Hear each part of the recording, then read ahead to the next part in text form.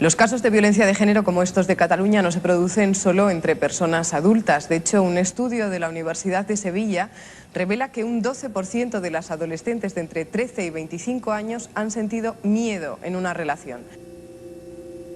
La manipulación consciente e inteligente de los hábitos y opiniones organizadas de las masas son un elemento importante en una sociedad democrática.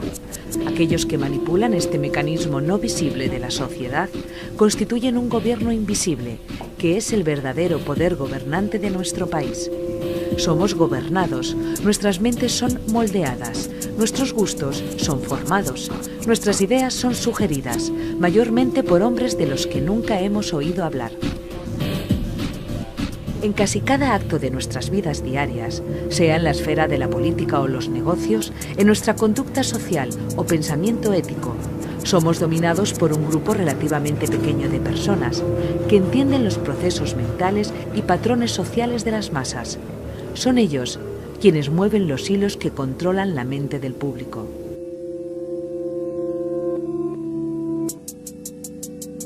Mostrar una pequeña parte de la verdad como si fuera un todo. Esa es una estrategia muy habitual. Si vemos la televisión nos damos cuenta que la utilizan muy a menudo. Se seleccionan las noticias, de entre todas las noticias que se producen en un momento determinado, en un país, en un continente o en el mundo entero, solo se seleccionan aquellas noticias que coinciden con el argumentario a seguir. Otra estrategia muy utilizada también es la de la distracción, ¿no? La distracción. Por ejemplo, cuando los telediarios dedican días enteros a darnos noticias de sucesos trágicos, por ejemplo, de estos sucesos de la llamada violencia de género, mientras minimizan, por ejemplo, los espacios que son destinados a divulgar conocimientos políticos, problemáticos o cualquier tipo de cosas, ¿no?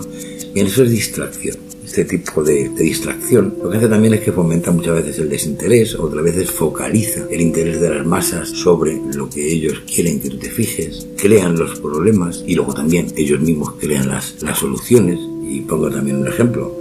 Cuando los poderes públicos se mantienen indiferentes ante el aumento de la violencia en una ciudad, por ejemplo, o ante el aumento de la inmigración, o ante cualquier otra cosa. Y justamente después despliegan leyes de todo tipo, que pueden ser policiales, o que pueden ser leyes que atenten a la libertad, leyes que intentan romper la sociedad, lo que fuera, es precisamente cuando están utilizando esa técnica. Lo mismo cuando en una crisis económica, pues digamos que la definen como si fuera un mal necesario, que solo puede ser contrarrestado por medio de recortes de los servicios públicos que hasta ese momento teníamos. También apelan muchas veces a una cosa que se llama gradualidad y se refiere a aplicar los cambios que son importantes y muchas veces dolorosos, siempre de una manera gradual. Lo que un amigo mío decía, que nos la meten, pero que nos la meten poco a poco y generalmente con vaselina. Eso es la gradualidad. ¿Para qué? Pues para que las reacciones de las masas, las reacciones públicas y políticas también sean graduales y por lo tanto sean mucho más fáciles de contener. Para contener a las masas también es muy fácil poder dominarlas. Para dominar a las masas hay una estrategia también que se utiliza, que es la de infantilizarlas. Infantilizar al interlocutor. Si os acordáis, los que tenéis ya una edad, unos años como yo, de cómo eran los programas de televisión de los años 70, aquí en España, por ejemplo, o en cualquier país que me veáis. Yo hablo del país que conozco. Los programas de televisión en los años 60, en los 70 e incluso en los 80, y los comparáis con los programas de televisión de hoy día, ¿no? Llenos de luces, de mucho... Fijaros la intensidad de los colores, además, porque una cosa es que la televisión entonces, en los años 60, fuera en blanco y negro aquí en España, y otra cosa es que hoy sea en color. Había una etapa intermedia en la que era en color también la televisión, pero los colores eran normales, naturales. Fijaros hoy día como los colores son siempre chillones. Está fuertemente ecualizada la imagen, tiene una densidad de color tremenda, unos cambios de colores tremendos. Los contenidos son propios de niños, realmente, de niños de 11 o 12 años, cuando se supone que van dirigidos a los adultos. Es que esto se utiliza con mucha frecuencia, nada más que hay que fijarlo. ¿Qué hacen? Pues bueno, colocan al espectador poco a poco, lo van convirtiendo, digamos, en un conjunto de personas incapaces de darse cuenta de nada, de hacerse responsables tampoco de sus propias acciones, muy ingenuas, que no saben tomar decisiones, ni mucho menos decisiones responsables ni críticas, claro. Al posicionar a los espectadores de esta manera, a nosotros, a las masas, Lo que hacen los medios de comunicación y los poderes públicos que las controlan naturalmente es hacer mucho más fácil para ellos que el público se identifique con las posiciones que están dando en ese momento el comentarista, el locutor o el que hace el programa, y termine por aceptar las medidas impuestas e incluso apoyarlas por convicción. Porque, como decía el anterior tramo, el anterior pequeño documental que he puesto, las ideas hoy día ni siquiera nos dicen lo que tenemos que pensar, nos lo sugieren y nos van manipulando para que nosotros mismos lleguemos a esa idea. Entonces, claro, siempre pensemos que no nos lo ha dicho la televisión, que yo no soy tonto, a mí no me lo han dicho los medios de comunicación, nadie me dice lo que tengo que pensar. Sin embargo, nos han llevado a pensar así, nos han ido toleando, conduciendo hasta ese pensamiento.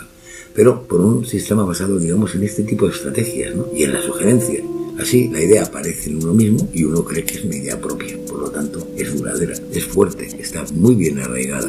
Para ello también apela mucho más a las emociones que a la reflexión. No hay más que verlo en los anuncios. Un amigo, ese mismo amigo, hace muchos años me lo hizo ver. Dice, ¿tú te acuerdas de un anuncio? Los anuncios de los coches, por ejemplo, en los años 70. Yo me acuerdo perfectamente. Nunca me gustaron los coches, pero me acuerdo. Si anunciaban un nuevo coche que había salido de alguna fábrica, no sé, la SEAT o la Renault o lo que fuera, lo que te daban eran las características técnicas de ese coche. Si aceleraba de 0 a 100 en no sé cuántos segundos, si tenía frenos de no sé qué tipo, ABS o lo que fuera, si los asientos eran no sé qué, si tenía 5 marchas o 4 marchas. Era una exposición constante de características técnicas. ¿Por qué? Porque apelaban a tu reflexión, a que tú eligieras ese coche reflexivamente tras compararlo con otros coches que supone que tenía peores características. Hoy ya no funciona así. Hoy también en la propaganda, en la publicidad de los productos, apelan a nuestras emociones, nos envían mensajes, pero también en los telediarios, que impacten directamente en nuestro registro emocional y sensible. Y es el registro emocional y sensible de todo el público, es decir, de las masas. De manera que a través, pues yo qué sé, de sentimientos como el miedo, la esperanza, la compasión, la ilusión, no sé, todas las emociones que queramos imaginaros, o sensaciones, que es todavía más visceral o más profundo, les resulte más sencillo, vuelvo a lo mismo de antes, implantar las ideas que quieren implantar en nuestras mentes con éxito. O consigan implantar normas de comportamiento, o incluso cómo deben de ser nuestras relaciones interpersonales privadas. Hasta ese extremo llegan. Para ello lo que hacen es que nos tratan como lo que ellos quieren convertirnos y como los que ya somos, como completos, mediocres e ignorantes. Y esta estrategia se refleja, por ejemplo, en las diferencias tan significativas que hay entre la calidad de la educación, la calidad actual de la educación actual, y los recursos que se destinan por parte de los gobiernos a esta. Es decir, hoy, con unos presupuestos en educación muchísimo más altos que los que había cuando yo era niño, en los años 70 y 60, la calidad y el nivel educativo de nuestros jóvenes, de nuestros niños, es absolutamente ínfimo, mediocre. Nos manipulan de esta forma. Esto hace que el uso de las tecnologías de alguna manera sustituyan el conocimiento. Hoy vas a cualquier colegio y tienen pizarras electrónicas, no sé cuántas bobadas más, cuando en mi tiempo había una pizarra clásica con unas tizas, ¿no? Y un borrador. Entonces, nos lían con esa historia realmente, porque no es más que liarnos. El uso de las tecnologías, las nuevas tecnologías, sustituye al verdadero conocimiento y por lo tanto, pues hace que nosotros, la población, acabemos siendo verdaderamente unos auténticos payasos. Dentro de esa misma mediocridad a la que me refiero, promueven bastante nuestra autocomplacencia, ¿no? Es decir, que nos sintamos muy a gusto de habernos conocido, muy felices. Reforzar el sentimiento de éxito y de satisfacción por la situación en la que nosotros ahora en este momento nos encontramos, aunque sea una situación infinitamente peor a la que teníamos hace 30 años, o 20, o 10. Eso, los que tenemos memoria y lo vemos en la tele, nos damos cuenta como hoy se vive mucho peor, aunque entonces no hubiera WhatsApp, pero se vive mucho peor que se vivía en los años 80, por ejemplo, o en los 70, y sin embargo haya gente, la mayor parte de la gente que ve la tele, se piense que no, que es fantástico, ¿no? Que se sientan, como digo, muy felices y muy contentos de haberse conocido. Esa promoción de la complacencia, de la autosatisfacción, de la satisfacción por la situación en la que actualmente nos encontramos, aunque sea una situación absolutamente precaria o injusta. Y esto hace que no desarrollemos, por lo tanto, un sentimiento crítico, sino que incluso la justifiquemos. Otra técnica es reforzar la autoculpabilidad. Ya se empeñan en que nosotros nos sintamos culpables, haciéndonos pensar que la situación en la que estamos, si no nos sintiéramos tan a gusto en algún momento, es esa, y es así generalmente por nuestra culpa. Es decir, hacen que nosotros, los individuos, creamos que somos los responsables de nuestra propia desgracia. No sé, pues eso se ve mucho en las películas, se veía mucho en las películas americanas, ¿no? El que acababa en la miseria, viviendo bajo un puente, es que era culpa suya. Acordaros incluso de la terminología. Hoy lo malo que se utiliza aquí también ya. Entonces lo veíamos como algo lejano, que pasaba en América. Era el perdedor. Estaba una sociedad de ganadores y de perdedores. Y el perdedor lo era pues porque era un borracho, o porque era un inútil, o porque era un idiota. Y siempre, en todos los casos, era así. Por lo cual tú eres culpable. Así que se evita. Pues se evita la resistencia. Y se evita la posibilidad de que haya revueltas.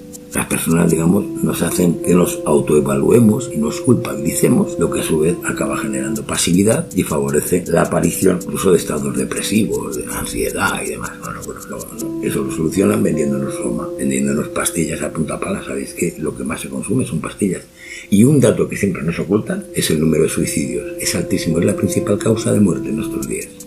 ¿Y por qué hacen todo esto? Pues porque ellos realmente, como decía al principio del documental este que os ha pasado, ellos nos conocen a nosotros, conocen nuestra psicología interna, nuestro subconsciente, nos conocen mucho mejor de lo que nosotros mismos nos conocemos. Tienen datos sobre nosotros que ni nosotros mismos recordamos. Y aparte, nosotros, formando incluso parte de una masa, ellos conocen nuestras reacciones individuales y colectivas como masa, como digo, muchísimo mejor de lo que nosotros podemos imaginar. Porque los avances han sido tremendos, tanto en el área de la psicología como la biología o la neurociencia.